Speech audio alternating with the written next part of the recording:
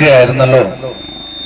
ആശ്വാസത്തിന്റെ ഉറവിടമായ ക്രിസ്തു നമ്മളെ വിളിക്കുന്നു എന്നുള്ള മനോഹരമായ ഗാനം നമ്മൾ കേൾക്കുകയായിരുന്നല്ലോ. പ്രിയമുള്ളവരെ, അതിനോട് ചേർന്ന് ദൈവത്തിന്റെ മനോഹരമായ മറ്റൊരു സ്വഭാവം നിങ്ങളുടെ മുമ്പിൽ വരച്ചു കാട്ടുവാനായിട്ട് ഞാൻ ആഗ്രഹിക്കുക. ഞാൻ പറയട്ടെ, വിശുദ്ധ തിരുവചനത്തിൽ ഒരു വാക്യം ഇപ്രകാരമുണ്ട്. ഞാൻ ആ വാക്യം ആദ്യം നിങ്ങളൊന്ന് വായിച്ചു കേൾപ്പിക്കാം. ആ വാക്യം ഇപ്രകാരമാണ്. മത്തായിയുടെ സുവിശേഷം 3-ാം അധ്യായത്തിന്റെ 7-ാം വാക്യം ഇങ്ങനെ എഴുതിയിരിക്കുന്നു: വരുവാനുള്ള കോപത്തെ ഒഴിഞ്ഞ് ഓടിപ്പോകുവാൻ നിങ്ങൾക്ക് ഉപദേശിച്ചു തന്നത് ആര്?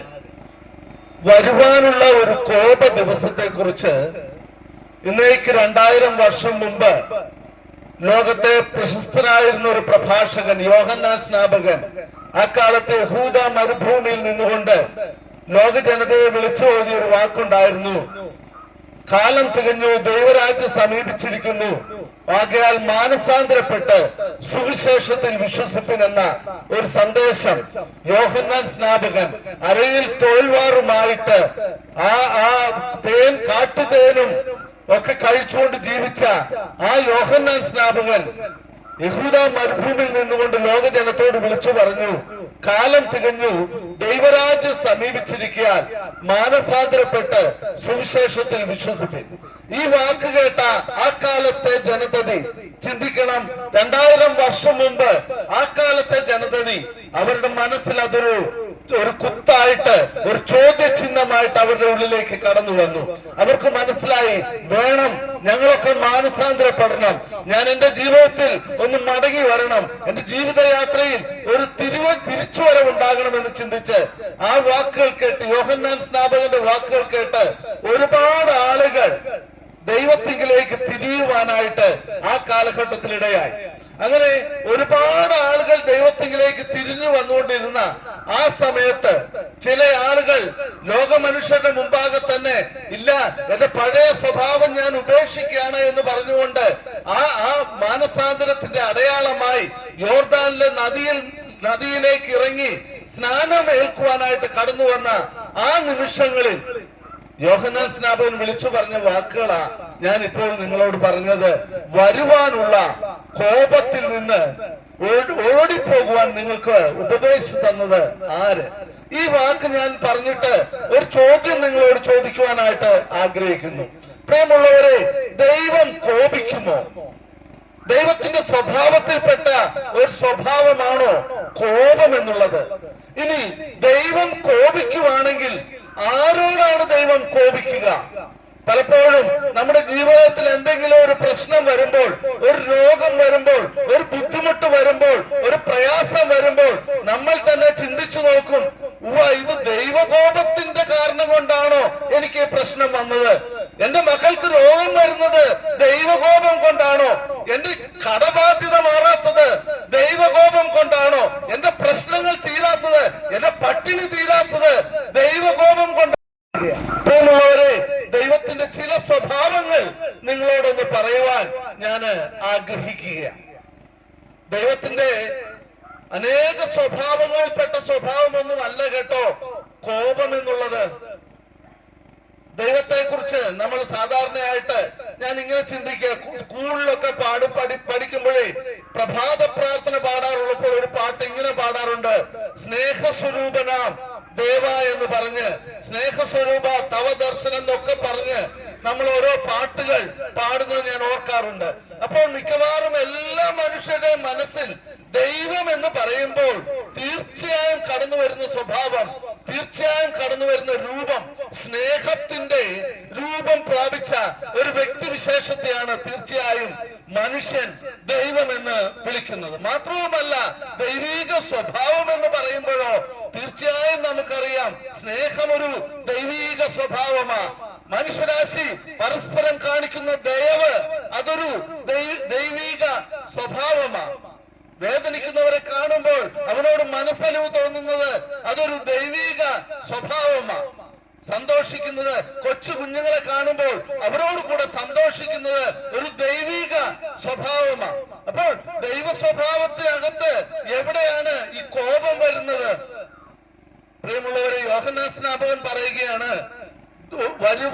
നിറഞ്ഞിരിക്കുന്ന ഒരു കോപമുണ്ട്.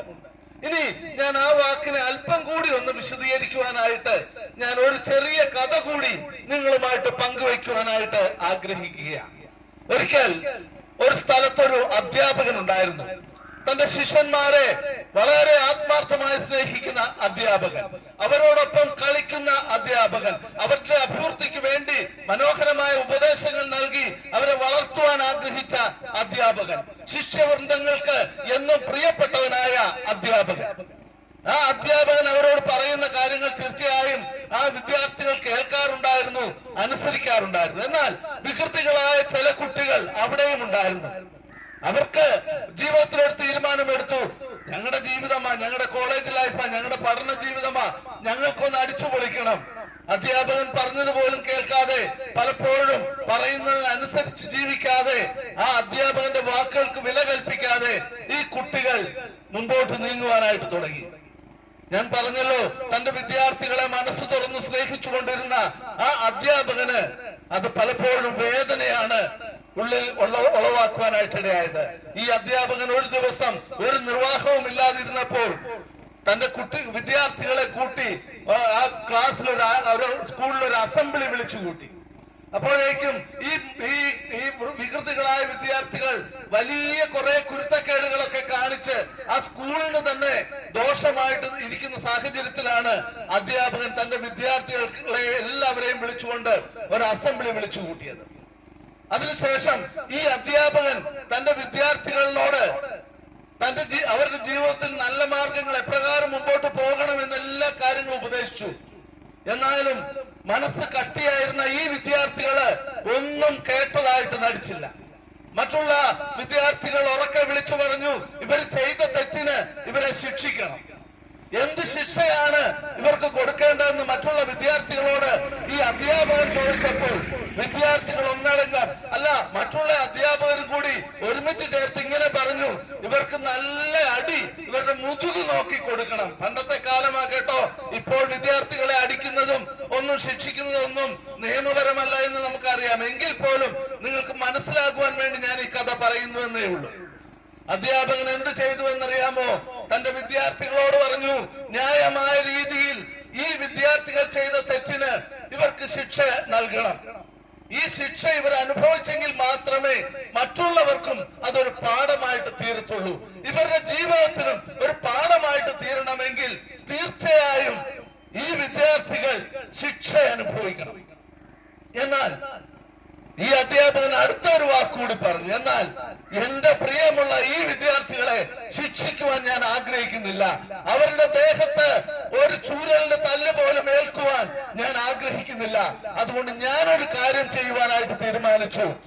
നിങ്ങൾ ഒരു കാര്യം ചെയ്യ്, ഇവരനുഭവിക്കേണ്ട ശിക്ഷ, ഇവരേൽക്കേണ്ട തല്ലുകൾ അത് ഞാൻ ഏറ്റെടുത്തു കൊള്ളാമെന്ന് പറഞ്ഞ് തന്റെ ആ വസ്ത്രമൂരി ആ വിദ്യാർത്ഥികളുടെ മധ്യത്തിൽ ഈ അധ്യാപകൻ നിന്നിട്ട് മറ്റൊരു അധ്യാപകനോട് പറഞ്ഞു, എനിക്ക് എന്റെ വിദ്യാർത്ഥികൾ അനുഭവിക്കേണ്ട ഈ ശിക്ഷകൾ മുഴുവൻ, ഈ അടികൾ മുഴുവൻ എന്റെ ചുമലിൽ നിങ്ങൾ നൽകിക്കൊള്ളുവാനായിട്ട് പറഞ്ഞു. ഞാൻ ഇങ്ങനെ പറയട്ടെ പ്രിയമുള്ളവരെ, നിങ്ങൾക്ക് ആ വാസ്തവം മനസ്സിലാക്കുവാൻ വേണ്ടി ഞാനൊരു കഥയായിട്ട് ഇത് പറഞ്ഞു എന്നേ ഉള്ളൂ. തന്റെ ആ കുസൃതികളായ വിദ്യാർത്ഥികൾ, അനുസരണം കെട്ട വിദ്യാർത്ഥികൾ, അവർ ഓരോരുത്തരും നോക്കി നിൽക്കെ അവരനുഭവിക്കേണ്ട ഓരോ അടിപ്പാടുകളും സ്വമനസാലെ സ്വമേധയ ഈ അധ്യാപകൻ തന്റെ ശരീരത്തിൽ ഏറ്റുവാങ്ങുവാനായിട്ട് ഇടയായി. നിങ്ങളൊന്ന് ചിന്തിക്കണമേ, തെറ്റു ചെയ്തത് തന്റെ വിദ്യാർത്ഥികൾ, ന്യായമായ ശിക്ഷ അനുഭവിക്കേണ്ടത് ഈ പറയപ്പെടുന്ന വിദ്യാർത്ഥികൾ. എന്നാൽ ഈ അധ്യാപകന്റെ മനസ്സിൽ ഒരു കാര്യമുണ്ട്, എന്റെ വിദ്യാർത്ഥികൾ ഇത്ര ക്രൂരമായ ശിക്ഷ അനുഭവിക്കുവാൻ പാടില്ല. അതുകൊണ്ട് അധ്യാപകൻ അവരനുഭവിക്കേണ്ട ഓരോ ശിക്ഷയും തന്റെ ശരീരത്തിലേക്ക് ഏറ്റെടുക്കുവാനായിട്ട് ഇടയായി. തുടർന്ന് ഓരോ പ്രാവശ്യം ചൂരലുകൾ ആ അധ്യാപകന്റെ ശരീരത്തിലേക്ക് ആഞ്ഞു പതിക്കുമ്പോഴും കണ്ടുകൊണ്ടിരുന്ന ആ കുസൃതികളായ വിദ്യാർത്ഥികളുടെ മനസ്സ് നൊന്തു നീറുവാനായിട്ട് ഇടയായി. അവരുടെ ഉള്ളം ഇപ്രകാരം പറഞ്ഞു, ഞങ്ങളെ സ്നേഹിക്കുന്ന ഈ സാറ് ഞാൻ അനുഭവിക്കേണ്ട, ഞാൻ ചെയ്ത തെറ്റിന്റെ ശിക്ഷയായിട്ടാണല്ലോ എന്റെ സാറിന്റെ ശരീരത്തിൽ ഈ ചൂരൽപ്പാടുകൾ പതിച്ചു വീഴുന്നത് എന്ന് ഈ വിദ്യാർത്ഥികൾ ഹൃദയനുറുക്കത്തോടെ പറയുവാനായിട്ട് പറയാനായിട്ടിടയായി. എന്തിനാ ഞാൻ ഈ കഥ പറഞ്ഞതെന്നറിയാമോ? ഒരു അധ്യാപകൻ എങ്ങനെ തന്റെ വിദ്യാർത്ഥികളുടെ മനസ്സിനെ മാറ്റുവാൻ കഴിയുമെന്നുള്ളതിന്റെ ഒരു ഉദാഹരണം ഞാൻ നിങ്ങളോട് പറയുമ്പോൾ, ഞാൻ ആദ്യം നമ്മളിപ്പോ ഒരു പാട്ട് പാടി, ആശ്വാസത്തിന്റെ ഉറവിടമാകുന്ന ക്രിസ്തു. ദൈവ സ്വഭാവത്തിൽ പെടുന്ന ഒരു സ്വഭാവമല്ല ദൈവ കോപമെന്നും ഞാൻ നിങ്ങളോട് പറഞ്ഞു. എന്നാൽ ദൈവത്തിന് കോപിക്കാതിരിക്കാനായിട്ട് പറ്റുമോ? ഞാൻ ഇങ്ങനെ പറയട്ടെ പ്രിയമുള്ളവരെ, ദൈവത്തിന്റെ മനോഹരമായ 3 സ്വഭാവ വിശേഷങ്ങൾ വേഗത്തിൽ ഞാൻ നിങ്ങളോട് പറയും. ഒന്ന്, ദൈവം സ്നേഹസ്വരൂപനാണ്, അല്ലെങ്കിൽ ദൈവം സ്നേഹവാനാണ്. 2, ദൈവം വിശുദ്ധനാണ്. 3, ദൈവം നീതിമാനാണ്. ദൈവം സ്നേഹവാനാണ്, ദൈവം വിശുദ്ധനാണ്, ദൈവം നീതിമാനാണ്. ഈ 3 സ്വഭാവങ്ങൾ ഞാൻ പറഞ്ഞത് എന്തിനാണെന്നറിയാമോ? സ്നേഹവാനായ ദൈവം, എന്റെ പ്രിയ സഹോദര സഹോദരി, എന്നെ കേൾക്കുന്ന പ്രിയമുള്ളവരെ, നിങ്ങളോട് ഹൃദയത്തിന്റെ ഭാഷയിൽ ഞാൻ നിങ്ങളോട് പറയട്ടെ, സ്നേഹവാനായ ദൈവം എന്നെ കേൾക്കുന്ന നിങ്ങളെ ഓരോരുത്തരെയും സ്നേഹിക്കുന്നു. ഒരു പക്ഷെ നിങ്ങൾ എന്നോട് ഇപ്രകാരം ചോദിക്കും, ദൈവം ആരെയാണ് കൂടുതൽ സ്നേഹിക്കുന്നത്? ഞാൻ ഉത്തരം പറയട്ടെ, ദൈവത്തിന് വേർതിരിവില്ല.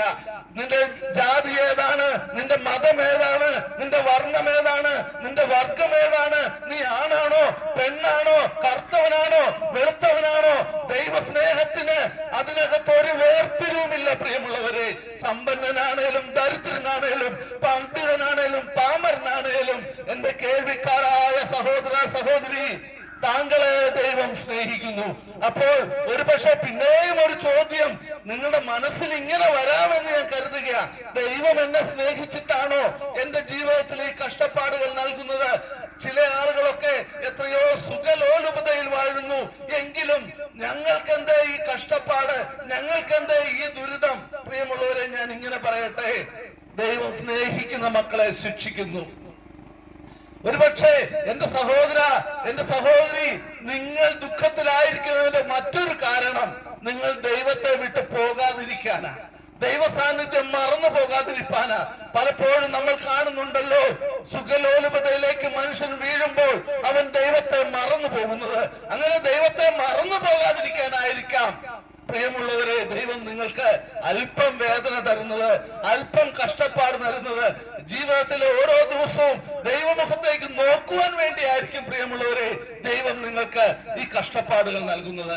എങ്കിലും ഞാൻ മനസ്സ് തുറന്ന് നിങ്ങളോട് പറയുക, ദൈവം നിങ്ങളെ സ്നേഹിക്കുന്നു, ദൈവം സ്നേഹവാനാണ് പ്രിയമുള്ളവരെ. അടുത്ത സ്വഭാവം ഞാൻ നിങ്ങളോട് പറയട്ടെ, ദൈവം വിശുദ്ധനാണ്. സ്നേഹവാനായ ദൈവം മനുഷ്യനെ സ്നേഹിച്ചപ്പോൾ തന്റെ സാദൃശ്യത്തിലാണ് സൃഷ്ടിച്ചത്. സ്നേഹവാനായ ദൈവം മനുഷ്യനെ സൃഷ്ടിച്ചപ്പോൾ തന്റെ സ്വരൂപത്തിലാണ് സൃഷ്ടിച്ചത്. സ്നേഹവാനായ ദൈവം മനുഷ്യനെ സൃഷ്ടിച്ചപ്പോൾ തന്റെ തേജസ്സോട് കൂടിയാണ് സൃഷ്ടിച്ചത്. ആദിയിൽ സൃഷ്ടിച്ച ആ മനുഷ്യനെ കുറിച്ച് ഇപ്രകാരമാണ് പറയുന്നത്, ആ യുഗത്തെ കുറിച്ച് ഇപ്രകാരമാണ് പറയുന്നത്, നിഷ്പാപ യുഗം എന്ന് പറഞ്ഞാൽ പാപമില്ലാത്ത യുഗം. പാപമില്ലാത്ത ഒരു മനുഷ്യനായിട്ട് മനുഷ്യരാശി ഈ ഭൂമിയിൽ വാണ കാലമെമ്പാടും ദൈവം അവനുമായിട്ട് അനുഗ്രഹിക്കപ്പെട്ട സംസർഗം തുടർന്നുകൊണ്ടേയിരുന്നു. ഏദൻ പൂങ്കാവനത്തിൽ ദൈവം മനുഷ്യനോട് കൂടെ വാണു എന്നാണ്, കൂടെ ചരിച്ചു എന്നാണ് തിരുവചനം നമ്മളോട് പറയുന്നത്. ദൈവത്തിന്റെ സ്നേഹിതനായ മനുഷ്യൻ ജീവിച്ച കാലം, ദൈവത്തെ കാണുന്നത് സന്തോഷമായിരുന്ന കാലം, ഹൃദയം മുഴുവൻ സന്തോഷം നിറഞ്ഞിരുന്ന കാലം, മനസ്സ് മുഴുവൻ സ്നേഹം നിറഞ്ഞിരുന്ന കാലം.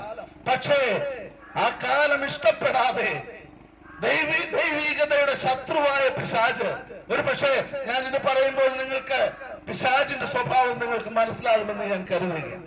മനുഷ്യൻ ദൈവത്തോട് അടുക്കുന്നതിനെ ആഗ്രഹിക്കാത്ത പിശാച്, മനുഷ്യനിൽ ദൈവത്തിൽ നിന്ന് മനുഷ്യനിലേക്ക് ലഭിക്കുന്ന നന്മകൾ കണ്ട് അസൂയപ്പെട്ട പിശാച്, ദൈവത്തിൽ നിന്ന് മനുഷ്യനെ അകറ്റുവാൻ പാപത്തിന്റെ വിഷം മനുഷ്യന്റെ ഉള്ളിലേക്ക് പിശാച് കുത്തിവെച്ചു.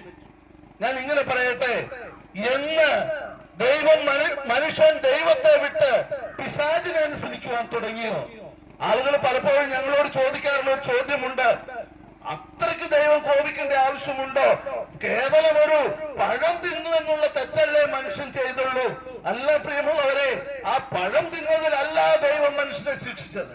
പകരം ഇത്രയും മനുഷ്യനെ സ്നേഹിച്ചിട്ടും ഇത്രമാത്രം മനുഷ്യനുമായിട്ടുള്ള ആ ബന്ധത്തിൽ തുടർന്നിട്ടും അതിന്റെ വില മനസ്സിലാക്കാതെ ഒരു പിശാചിന്റെ, ഒരു ശത്രുവിന്റെ ആ തന്ത്രത്തിൽ മനുഷ്യരാശി വീണു പോയപ്പോൾ ദൈവത്തിനറിയാം ഈ പിശാച് അവന്റെ പാപത്തെ കുത്തിവെച്ചത് കേവലം ഒരു അനുസരണക്കേടിൽ മാത്രമല്ല, അവന്റെ ജീവിതകാലം മുഴുവൻ അവന്റെ ആ DNA ഘടന എന്നൊക്കെ ഇന്നത്തെ ശാസ്ത്രജ്ഞന്മാരോട് പറയും, അവന്റെ ആ DNA പോലും മാറ്റം വരുത്തുവാവുന്ന ഒരു സ്വഭാവമാ, പാപ സ്വഭാവമാ പിശാച് മനുഷ്യനിലേക്ക് അന്ന് കുത്തിവെച്ചതെന്ന് നമുക്ക് പറയാനായിട്ട് സാധിക്കും. മനുഷ്യന്റെ സ്വഭാവ ഘടനയ്ക്ക് മാറ്റം വന്ന ഒരു ദിവസമായിരുന്നു മനുഷ്യൻ ദൈവത്തിൽ നിന്ന് അകന്നുപോയ ആ ദിവസം. അതോടുകൂടി മനുഷ്യനിലുണ്ടായിരുന്ന തേജസ് അവന് നഷ്ടപ്പെട്ടു. മനുഷ്യരാശി ഒന്നടങ്കം പാപത്തിന് അധീനരായി തീർന്നു. മനുഷ്യർക്ക് ദൈവത്തിന്, വിശുദ്ധനായ ദൈവത്തിന് പാപിയായ മനുഷ്യനുമായിട്ട് ബന്ധപ്പെടുവാൻ സാധിക്കാതെ വന്നു. ഞാൻ ഇങ്ങനെ പറയട്ടെ, ദൈവം വിശുദ്ധനായതുകൊണ്ട് പാപത്തോട് ഒരു രീതിയിലുമുള്ള ഒത്തുതീർപ്പ് ദൈവത്തിന് നടത്തുവാനായിട്ട് സാധിക്കത്തില്ല. എങ്കിലും ഒരു കാര്യമുണ്ട് കേട്ടോ, ദൈവത്തിന്റെ സ്നേഹത്തിന്, മനുഷ്യനോടുള്ള സ്നേഹത്തിന് കുറവ് വന്നില്ല പ്രിയമുള്ളവരെ. പാപിയായിട്ടും നീ എത്രമാത്രം ദൈവത്തിൽ നിന്ന് അകന്നാലും മനുഷ്യനാണോ, ദൈവ സൃഷ്ടിയുടെ ആ മൂർത്തിഭാവമായ മനുഷ്യനെ ഇന്നും ദൈവം സ്നേഹിച്ചുകൊണ്ടേയിരിക്കുകയാണ്. ഞാൻ പറഞ്ഞ കഥയും ഇതുമായിട്ട് നിങ്ങളൊന്ന് താരതമ്യം ചെയ്താൽ മതി. സ്നേഹസമ്പന്നനായ ഒരു അധ്യാപകന്റെ കഥ ഞാൻ പറഞ്ഞു. അദ്ദേഹത്തിന് തന്റെ വിദ്യാർത്ഥികളോട് സ്നേഹമുണ്ട്.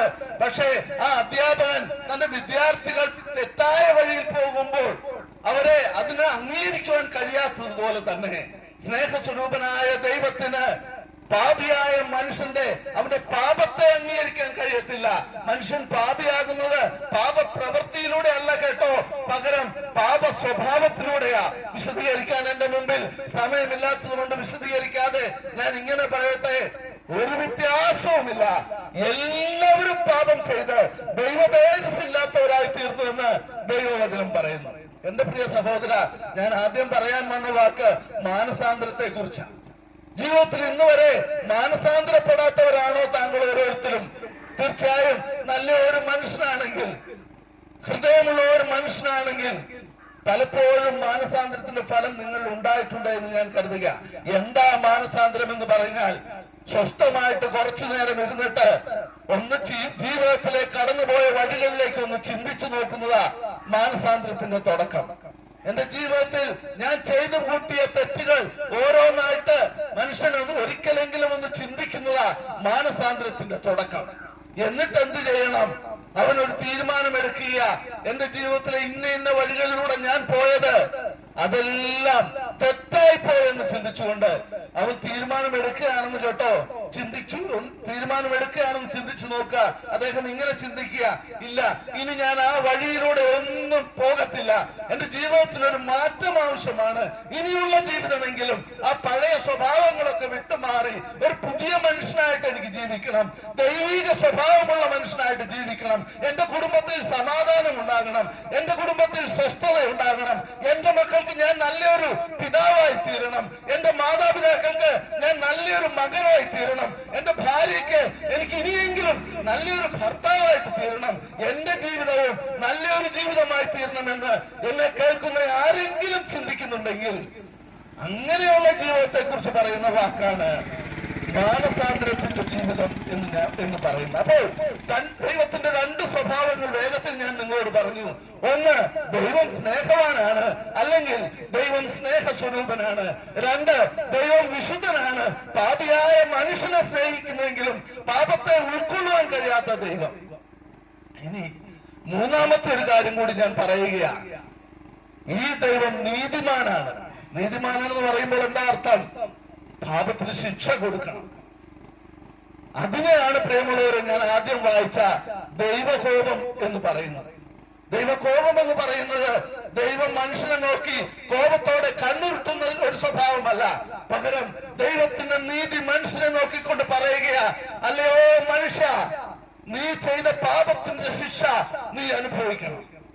നീ ദൈവത്തിൽ നിന്ന് അകന്നു പോയെങ്കിൽ, നീ നിന്റെ സഹോദരനോട് തിന്മ ചെയ്തിട്ടുണ്ടെങ്കിൽ, നീ നിന്റെ മനസ്സിൽ ദ്രോഹം ചെയ്തിട്ടുണ്ടെങ്കിൽ, പാപത്തിന്റെ വഴികളിലൂടെ നീ നിന്റെ ശരീരത്തെ നശിപ്പിക്കുവാൻ ശ്രമിച്ചിട്ടുണ്ടെങ്കിൽ, നീ നിന്റെ തെറ്റിന് ശിക്ഷ അനുഭവിക്കണം.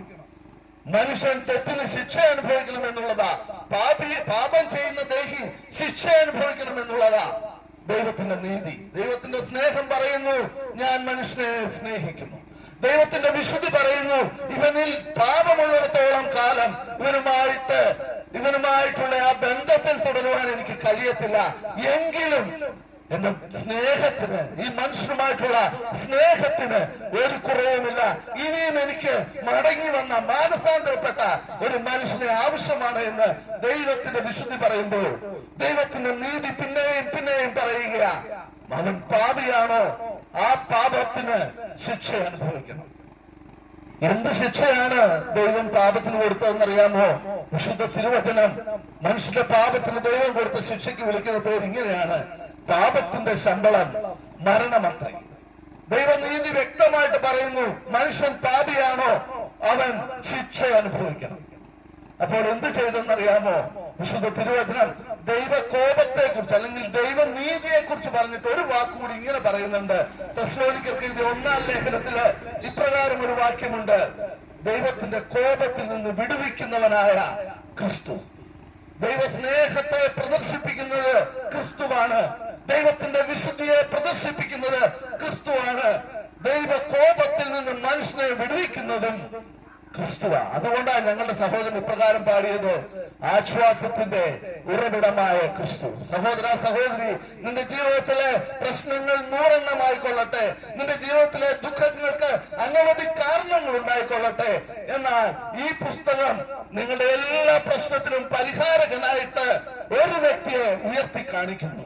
ആ വ്യക്തിയുടെ പേരാണ് കർത്താവായ യേശു ക്രിസ്തു. എന്തുകൊണ്ടാണ് ഞങ്ങൾ സുവിശേഷവുമായി കവലകളിലേക്കും വീടാന്തരവും ദേശാന്തരവും കടന്നു വന്ന് ഈ സുവിശേഷം പ്രസംഗിക്കുന്നത് എന്ന് ചോദിച്ചാൽ, ഒരു പക്ഷേ പ്രശ്നങ്ങളാൽ നീറിപ്പകഞ്ഞുകൊണ്ട് വീടിന്റെ അകത്തളത്തിൽ ആരും കാണാതെ, ആരും ആശ്വസിപ്പിക്കാനില്ലാതെ ജീവൻ അവസാനിച്ചാലോ എന്ന് പോലും ചിന്തിച്ചുകൊണ്ട് ജീവിക്കുന്ന ചില പ്രിയപ്പെട്ടവര് വീടിന്റെ അകത്തളത്തിൽ ബന്ധിക്കപ്പെട്ടവരെ ഉണ്ടായിരിക്കുമെന്ന് ഞങ്ങൾക്കറിയാം.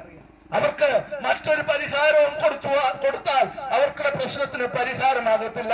കേരളത്തിലെ ലോകത്തിലെ ഒരു വൈദ്യന്മാരും ചികിത്സിച്ചാൽ അവരുടെ ഏകാന്തതയ്ക്ക്, അവരുടെ വേദനയ്ക്ക് ഒരു രോഗവും ഒരു മരുന്നും പരിഹാരമാകത്തില്ല.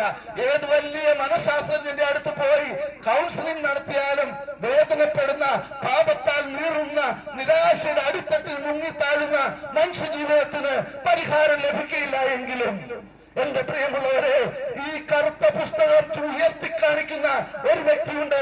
ആ വ്യക്തിയുടെ പേരാണ് കർത്താവായ യേശു ക്രിസ്തു. കർത്താവായ യേശു ക്രിസ്തു നിന്റെ പ്രശ്നത്തിന് പരിഹാരമാ. എങ്ങനെയാണ് അത് പറഞ്ഞതെന്നറിയാമോ? ഞങ്ങളൊക്കെ അനുഭവിച്ചത് കൊണ്ടാണ്. ഈ കർത്താവായ യേശു ക്രിസ്തു ഞങ്ങളുടെ ജീവിതത്തിലെ പ്രശ്നങ്ങൾക്ക് പരിഹാരകനായി തീർന്നത് കൊണ്ടാണ് ഈ ക്രിസ്തുവിനെ ഈ പുസ്തകത്തിലൂടെ ഞങ്ങൾ ഉയർത്തുന്നത്. അപ്പോൾ ഞാൻ പറഞ്ഞു വന്നത് അവസാനിപ്പിക്കുകയാണ്. ദൈവകോപത്തിൽ നിന്ന് ക്രിസ്തു മനുഷ്യനെ വിടുവിക്കും. എങ്ങനെയാണെന്നറിയാമോ? ഞാൻ ആദ്യം ഒരു അധ്യാപകന്റെ കഥ പറഞ്ഞു. തന്റെ വിദ്യാർത്ഥികൾക്ക് ന്യായമായ ശിക്ഷ കൊടുക്കുവാൻ അധ്യാപകൻ തീരുമാനിച്ചു.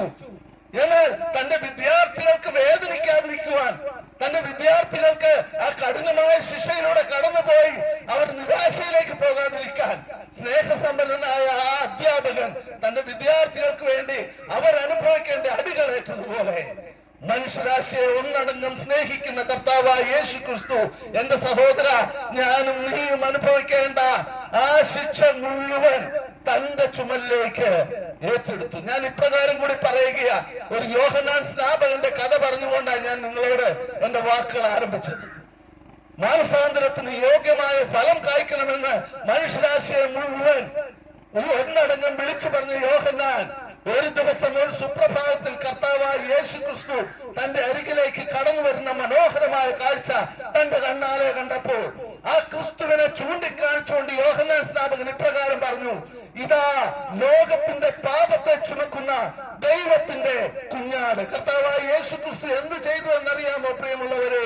ഞാനും നിങ്ങളും അനുഭവിക്കേണ്ട പാപത്തിന്റെ ശിക്ഷ എന്റെ കൈകൾ കൊണ്ട് ഞാൻ ചെയ്തു തീർത്ത പാപത്തിന് പകരം എന്റെ കർത്താവിന്റെ വിശുദ്ധമായ കൈകൾ കാരുണ്യമാണികളാൽ തറയ്ക്കപ്പെട്ടു. പ്രിയമുള്ളവരെ, എന്റെ കാലുകൾ കൊണ്ട് ഞാൻ നടന്നു തുടർന്ന് നീങ്ങിയ പാപ വഴികൾക്ക് പരിഹാരമായി ഇന്നേക്ക് 2000 വർഷം മുമ്പ് കാൽവറി മരക്കുരിശിൽ 2 കള്ളന്മാരുടെ മധ്യത്തിൽ ഒരു കുരിശിൽ, ഒരു മരക്കുരിശിൽ തന്റെ ഇരുകാലുകളും കാൽരുമ്പാണുകളാൽ തറയ്ക്കപ്പെട്ടുകൊണ്ട് കർത്താവായ യേശു ക്രിസ്തു തൂങ്ങിക്കിടക്കുമ്പോൾ ആ രൂപം നമ്മളോട് വിളിച്ചു പറയുന്ന വാക്കുണ്ട്. സ്നേഹസ്വരൂപനായ ആ രൂപം മനുഷ്യരാശോട് പറയുന്ന വാക്കുണ്ട്. മകനെ, മകളെ, ഞാൻ നിന്നെ സ്നേഹിക്കുന്നു, ഞാൻ നിന്നെ വിശുദ്ധിയിലേക്ക് നയിക്കുവാൻ ആഗ്രഹിക്കുന്നു. നിന്റെ നീതിക്ക് വേണ്ടി, നിന്നെ കോപത്തിൽ നിന്ന് വിടുവിക്കുവാൻ വേണ്ടി, ദൈവകോപത്തിൽ നിന്ന് നീ വിടുതൽ നേടുവാൻ വേണ്ടി, ദൈവകോപം ഞാനിതാ എന്റെ ശരീരത്തിൽ ശിരസാ വഹിക്കുന്നു.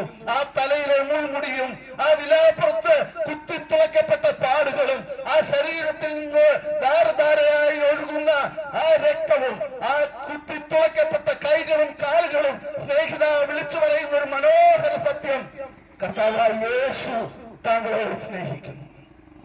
കർത്താവായ യേശുവിന്റെ രക്തം, അവന്റെ പുത്രനായ യേശുവിന്റെ രക്തം സകല പാപവും പോക്കി നിന്നെ ശുദ്ധീകരിക്കുന്നു. പ്രിയ സുഹൃത്തുക്കളെ, സ്നേഹവാനായ ദൈവത്തിന്റെ സ്നേഹം നിനക്ക് കാണുവാൻ കഴിയുന്നത് കാൽവറിയിലെ ക്രൂശിലാണ്. സ്നേഹവാനായ ദൈവം ക്രൂശ് ഉണ്ടാക്കിയത് എന്തിനാണെന്ന് വെച്ചാൽ താങ്കൾക്ക് വേണ്ടിയാ, താങ്കളെ വിടുവിക്കുവാനാ.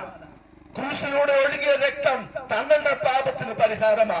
ഇനി പാപത്തിന് വേണ്ടി താങ്കൾ ഒരു ശിക്ഷയും അനുഭവിക്കേണ്ടതായിട്ടില്ല. വിശുദ്ധ തിരുവചനം ഇപ്രകാരം പറയുന്നു, അതുകൊണ്ട് ഇപ്പോൾ ക്രിസ്തുയേശുവിലുള്ളവർക്ക് ഒരു ശിക്ഷാവിധിയുമില്ല, ഒരു ശിക്ഷാവിധിയുമില്ല. ദൈവം ഇനി മനുഷ്യനെ കോപത്തോടെ ശിക്ഷിക്കയില്ല കേട്ടോ. എന്തിനു വേണ്ടി? പാപം മൂലം. എപ്പോഴ് ഈ പാപം മാനസാന്തരപ്പെട്ട് കർത്താവായ യേശു എന്റെ പാപം ചുമന്നുകൊണ്ടാണ് ക്രൂശിൽ മരിച്ചതെന്ന് വിശ്വസിച്ച് എനിക്ക് വേണ്ടി ക്രൂശിൽ മരിച്ച യേശുവിനെ ജീവിതത്തിന്റെ രക്ഷകനും കർത്താവുമായി താങ്കൾ സ്വീകരിച്ചാൽ ഇല്ല, പിന്നെ ദൈവകോപത്തിന് നിങ്ങളുടെ ജീവിതത്തിൽ ഒരു സ്ഥാനവുമില്ല.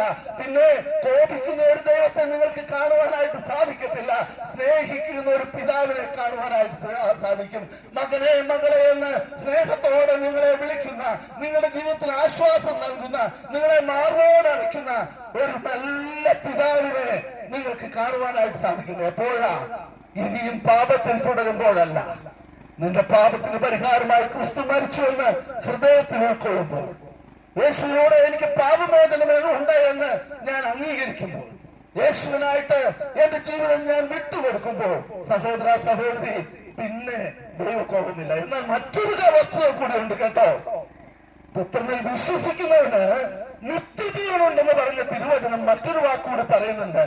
പുത്രനെ അനുസരിക്കാത്തവനോ ജീവനെ കാണുകയില്ല എന്ന് പറഞ്ഞിട്ട് അടുത്ത വാക്ക് ഒരു വലിയ സത്യം നിങ്ങളോട് പറയുക. പുത്രനെ അനുസരിക്കാത്തവൻ ജീവനെ കാണുകയില്ല എന്ന് മാത്രമല്ല, ദൈവകോപം അവന്റെ മേൽ വസിക്കുന്നു. എപ്പോഴാണ് മനുഷ്യന്റെ ഉള്ളിലേക്ക്, മനുഷ്യന്റെ ജീവിതത്തിലേക്ക് ദൈവകോപം കടന്നു വരുന്നതെന്ന് അറിയാമോ? ഇത്രയും വലിയ സ്നേഹം നിനക്ക് വേണ്ടി ക്രൂശിൽ കാണിച്ചിട്ട് ഇത്ര വലിയ രക്ഷ നീ ഗണ്യമാക്കാതെ പോയാൽ എങ്ങനെ തെറ്റിയൊഴിയുമെന്നാണ് തിരുവചനം ചോദിക്കുന്നത്. സ്വന്തം പുത്രനെ തന്നെ ദാനമായി മനുഷ്യരാശിക്ക് നൽകിയപ്പോൾ, സഹോദര സഹോദരി, എനിക്കും നിനക്കും വേണ്ടി സ്വന്തം ജീവൻ തന്നെ മറുവിലയായി ക്രിസ്തു നൽകിയപ്പോൾ ഈ സ്നേഹസ്വരൂപനെ മറന്നുപോയാൽ, ഈ സ്നേഹസ്വരൂപനെ എനിക്ക് വേണ്ട എന്ന് തീരുമാനിച്ചാൽ, ഇല്ല ഇനി ഞാൻ എന്റെ പഴയ പാപത്തിൽ തുടരും, എനിക്ക് മാനസാന്തരപ്പെടുവാൻ ആവശ്യമില്ല എന്ന് ചിന്തിച്ചാൽ, സഹോദര, നിത്യനാശത്തിലേക്കാണ് പോകുന്നത്. അതിനെ വിളിക്കുന്ന ദൈവകോപമെന്ന്. ദൈവകോപത്തിൽ നിന്ന് തെറ്റൊഴിയണ്ടേ? ഇത്ര മനോഹരമായ ദൈവസ്നേഹം നിന്നെ വിളിക്കുമ്പോൾ പാടിയ പാട്ടൊന്നുകൂടി ഞാൻ വാക്കുകളെ ആവർത്തിക്കുക. ആശ്വാസത്തിന്റെ ഉറവിടമായ, സ്നേഹത്തിന്റെ സ്വരൂപനായ, നിന്നെ വിശുദ്ധീകരിക്കുന്ന, നിർമ്മല രക്തം ചൊരിഞ്ഞ് നിനക്ക് വീണ്ടെടുപ്പ് സാധിപ്പിച്ച കർത്താവായ യേശു നിന്നെ വിളിച്ചിരുന്നു. അധ്വാന ഭാരത്താൽ നീ വലയുമ്പോൾ, നീ ആശ്വാസമില്ലാതെ അലയുമ്പോൾ, നിന്നെ രക്ഷിക്കാൻ ക്രൂശിലെ ആണിപ്പഴുതേറ്റ ആ കരങ്ങൾ എന്നും മതിയായതാ. ഈ കരങ്ങളുടെ ഈ കീഴിലേക്ക് നിങ്ങൾ വരുമോ? യേശുവേ, എനിക്കങ്ങനെ ആവശ്യമുണ്ട് എന്ന് പറയുമോ? സ്നേഹസമ്പന്നായ ഒരു അധ്യാപകന്റെ കാലം ഞാൻ നിങ്ങളോട് പറഞ്ഞു. തന്റെ വിദ്യാർത്ഥികൾക്ക് വേണ്ടി അടിയേറ്റിട്ടും അവരെ സ്നേഹിച്ച അധ്യാപകൻ. എന്നാൽ അതിലും എത്രയോ വലിയ സ്നേഹമാണ് ക്രൂശിൽ നമ്മൾ കാണുന്ന ക്രിസ്തുവിന്റെ സ്നേഹം. ക്രിസ്തുവിന്റെ സ്നേഹം നിങ്ങളെ നിർബന്ധിക്കട്ടെ. ക്രിസ്തുവിന്റെ സ്നേഹം നിങ്ങളെ മാടി വിളിക്കട്ടെ. ക്രിസ്തുവിന്റെ സ്നേഹത്തിലേക്ക് നിങ്ങളെയും ആകർഷിച്ചുകൊണ്ട് യേശുവേ എനിക്ക് അങ്ങനെ ആവശ്യമുണ്ടോ എന്ന് ഹൃദയപൂർവ്വം ഏറ്റുപറഞ്ഞ ഒരു ദൈവമക്കളായി തീരുവാൻ നിങ്ങളെയും ക്ഷണിച്ചുകൊണ്ട് ഞങ്ങളുടെ വാക്കുകളെ അവസാനിപ്പിക്കുന്നു. ദൈവം നിങ്ങളെ അനുഗ്രഹിക്കട്ടെ.